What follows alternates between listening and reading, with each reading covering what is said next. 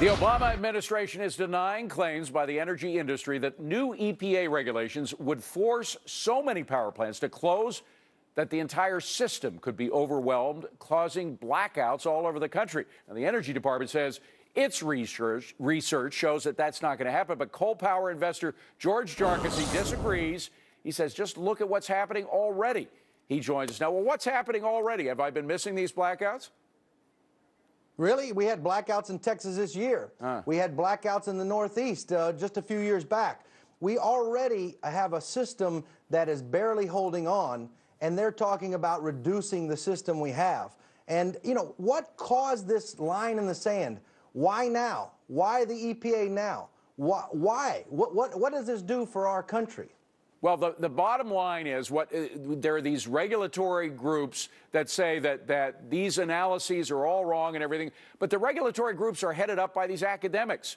The groups that are saying that we're going to have power outages as a result of too much regulation are people with their feet on the ground, with 20, 30 years experience in energy. Do we really want to believe the bureaucrats over these experts?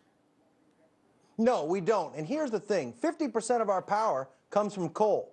And let's not forget that coal, we have almost 40% of the world's proven mineable reserves right here in the United States. So what you're talking about here is ludicrous, all right?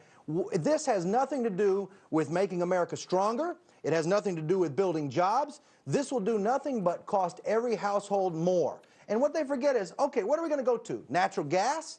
We're going to go to natural gas. Well, if you used all that natural gas to replace 50% of the power that's being generated by coal, then what you're going to do is have much higher prices in natural gas, and what you're going to have is a much higher price when you go to pay your monthly bill.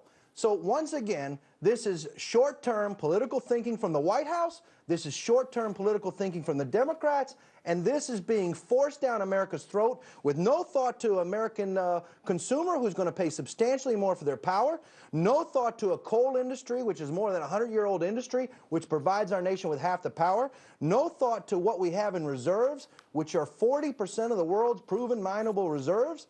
And all of that done. Why? Why now? Because they just pulled it out of the air? No, it's an election year, and they want to please the Green Party, not the Green people. Well, George, I think there's something else going on here as well, George, because what's happening is you have these academics who've been, this is not short-term stuff. They didn't just pull it out of their hat. They've been thinking about this in places like Harvard and MIT and Princeton for about 40 years, these guys, just thinking in their ivory towers without having a lot of real-world connection to how this would affect our energy grids. And this organization, the American Electric Reliability Corporation, that's the group that says we're going to have these power outages. They know electricity. They are very well respected in the field of energy, and yet the White House is saying, don't believe them, believe our academics. That's the problem, and I don't think America is going to believe the academics. Do you?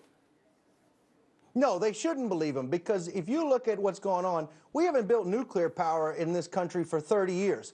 We haven't built coal power for 30 years. They're telling these companies within 3 to 4 years we want you to comply with this. It'd take you 7 years to get a power plant built. You're not going to replace 50% of your power capacity. What they should be looking at is a smart grid. We already have rolling blackouts. Blackouts have increased 125% over the last 2 decades. We do not have an efficient system. We lose about 7% of our power through our grid through inefficiency. Well, and if you combine all that and you cut back on the coal power plants because of the new EPA regs, you're undoubtedly going to have rollbacks. But again, the American people is going to have to choose between the pointy-headed bureaucrats who spent the last 30 years in academia or the real experts who have skin in the game. And I think the American public doesn't buy the pointy heads anymore. They better not buy the pointy heads, because if they buy the pointy heads are not going to come and pay your monthly bill when it doubles for power. No. You know, and if you their look, bills are paid for by the government anyway through student loans, but that's a whole other subject. George Jarkesy, we got to leave it at that. Good to see you, George. Thanks very much. Have a good weekend. Thank you, Dave.